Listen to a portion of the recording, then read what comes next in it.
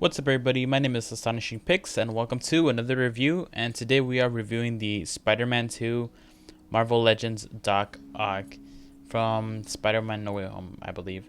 And I think this figure is pretty good, and first things to note is that this figure is branded as Spider-Man 2 Doc Ock and not necessarily No Way Home. I don't know why some packages say No Way Home or like The Amazing Spider-Man, but I'm guessing it has to do with licensing issues and everything, so I guess they branded this as Spider-Man 2. And yeah, this figure looks great, and I mean, I think the only difference between the look that he has here and from the second movie is that he is just wearing a black shirt, and I guess the hair would be kind of different. Other than that, I think that this would work as a great Spider-Man 2 Doc Ock, I guess with some minor modifications. As you can see, I have the claws put away for the moment, but you know, they do come in the package and there are several that you could modify and change, which I think is pretty cool since you have the range, and you know, you could pretty much do a lot of cool stuff with Doc Ock, which honestly I think is my favorite part about this figure. With all that said, let's take a closer look at this guy and see what details he has in store. So taking a closer look at this guy, you can see that his face print is pretty spot on for Alfred Molina, and honestly I do think that he looks pretty spot on. And I just wish that he came with a different head, one that looks, I guess, a little bit more younger from Spider-Man 2, since they gave us the option with William Dafoe and the Green Goblin mask. You know, I figured that they would have done something like this to justify, you know, the $40 that you're spending on this guy. And yeah, I mean, you get a lot of bang for your buck, especially with, you know, the likeness and the hair and everything. I guess, again, a different head would have just been pretty cool with this guy. The glasses are pretty spot on as well. He should have come also with the, I guess, his goggles, but I guess you could just substitute that with the ones that the Green Goblin came with, but these are not removable whatsoever. So but yeah, as it is, I think it's pretty cool. And again, it has a lot of details. You can see in the side of the arm that it does have some subtle texturing, but it kind of looks like artificial, like somebody just kind of like took a chunk out and chiseled it. As for the arms, you could see that honestly it is pretty good metallic plastic that they're using. I know it's not metal. It could use metal wash, honestly, but I think it looks great as is. And one thing to note is that his buttons here are also painted, so you don't have to worry about that. I know that Marvel Legends or Hasbro in general is synonymous with not painting belt buckles or buttons, which honestly takes you out of the figure, and you see those extra details really help enhance the figure and its aesthetics. You could also see that inside the jacket he does have another separate layer of the jacket here, except that layer is just covering, I guess, the sides, not fully, so it makes sense why they added it here, and I think it's pretty cool. I'm one of those people that would have liked to see cloth goods instead of plastic goods, because you know, you're limited to what you could do with the articulation, but then again, this is Doc Ock and he's not really Spider-Man, so you don't need to get him into those crazy type of poses.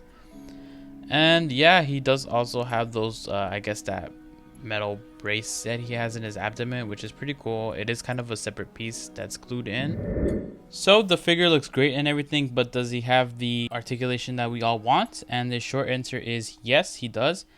But he is shortcoming in some few areas, but he does have that standard Marvel Legends articulation. Just a bit of a warning for you guys, just make sure you guys heat this figure up. You don't want to snap any pegs or any joints from this guy, because then it's ruined, and you know, nobody likes a ruined figure. But yeah, he does have that standard articulation, and I think that it's pretty much serviceable. He can move his arm all the way around, and he can move his head up, down, side to side, and he can pivot as well. He can move his bicep, and he does also have a 90-degree swivel, and he does have that wrist articulation. As for the abs, again, he doesn't have that much articulation, but that's mainly due to the arms in the back. I can imagine that is the reason why we don't have that articulation, and it's pretty understandable why he doesn't have that. And again, I don't think it's really much needed for this guy. And for his hips, he can move far about that high, and he can move his knees about that far. And he also does have thigh swivel, but I forgot to mention that. And he does have that ankle articulation that all Marvel Legends have. So that's pretty much his articulation. And for his arms, he can move them in any direction. He does have bendy wires, and I'm glad that the Marvel Legends team put bendy wires instead of the in place ones. The only thing that I dislike about this part is that his arms are really stiff, or I guess they're really hard to pose around. It's not easy, and I understand why, because you need the figure or the arms to hold the weight of the figure.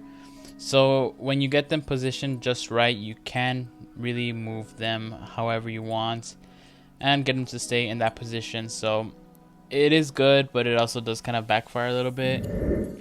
You can't have a figure without his accessories, and lucky for you guys, he does come with a bag full of accessories, as you can see here. He does come first with these claws. I assume these go for the bottom two. I think those have more of a texture weight, since those are the ones that are supporting his weights when he's, I guess, on them. As you can see, these look great for any grabbing poses you want to do. You want to grab Spider-Man, throw him around. I think these look great. Next, he has these other ones that you could use for actually standing him on. I don't know which way they go in, but they serve their purpose, and they do work pretty well, I would say. So yeah, look at the detail. I think these are sculpted very well, honestly. And here are my favorite claws. As you can see, these ones are fully posable, I would say. They're all on separately on a hinge. As you can see, they can close. You could try to close them all the way, but I think they'll pop out, so you can't really close it in, which is kind of annoying. But it is what it is, and I think it could have been, I guess, better in terms of that. But these are honestly pretty cool. I have heard that these pop out and then they get loose. That hasn't happened to me yet. It has popped out, but the plastic itself hasn't gotten loose, so I'm thankful for that, I guess. But yeah, these are pretty cool, and honestly, I recommend you guys have these on the figure at all times. But honestly, these are all interchangeable. So other than that, he does come with another pair of hands, and these hands are more of a holding type of hand or relaxed type of hand. The one that he has right now are his fist hands, so you could use those for action poses. And I think the variety here for his hands are pretty cool, honestly. So here we have Doc Ock all geared out with all his claws. And see, he looks pretty cool with that on. He is easier to articulate around without his claws on, so just a little heads up for you guys. But yeah, let's move on to the size comparison of this video. So here we have the Marvel Legends Tobey Maguire Spider-Man, and we also have the Marvel Legends Tom Holland Spider-Man in the integrated suit.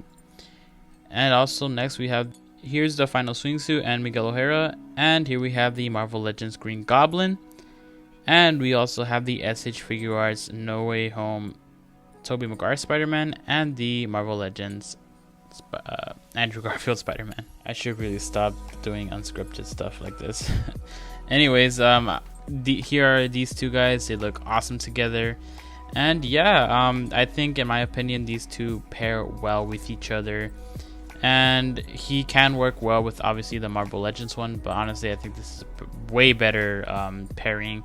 Yes, Doc Ock has that size advantage when it comes to the Marvel Legends and SH Figure Arts. Yeah, they don't really mix well, but in this case, I think it looks pretty great, honestly. And I don't think SH Figure Arts is going to come out with the Doc Ock on their own yet. But I feel like they are probably. They're just, I guess, waiting to engineer those type of arms for him, I guess. But yeah, if I were to rate this guy, I'd give him honestly a pretty 8 out of 10. I think that the arms could have been, I guess, a little bit more or less stiff, if you ask me, so he could be easier to pose around. And I think that he should have come with a separate head, honestly. That would have, I guess, enhanced the figure when it comes to like switching from movie to movie. But you know, it is what it is, and honestly, at the end of the day, I do love this figure, and I'm glad that I added him to my Spider-Man or Sam Raimi display. All I need is just Sandman, and I pretty much have Green Goblin, Spider-Man himself, and Doc Ock. I guess all we just need is, again, Sandman and Venom to complete that whole Spider-Man roster for the Sam Raimi trilogy. And I hope we could get the same thing for the TASM Spider-Man. I guess we need an Electro and also a Lizard. And maybe a new Green Goblin, the Harry Osborn one, but you know, he didn't come out in the movie, so I doubt they're gonna do him. But it would have been cool to see again all of that. I'm pretty sure Marvel Legends is just waiting to announce that. And yeah, it's just all we could do is just wait and see. And yeah, guys, if you guys like this video, please like and subscribe. And make sure to check out my TikTok, Instagram, behind the scenes, and honestly, for great photos. For behind the scenes and great looking photos. And yeah, guys, peace.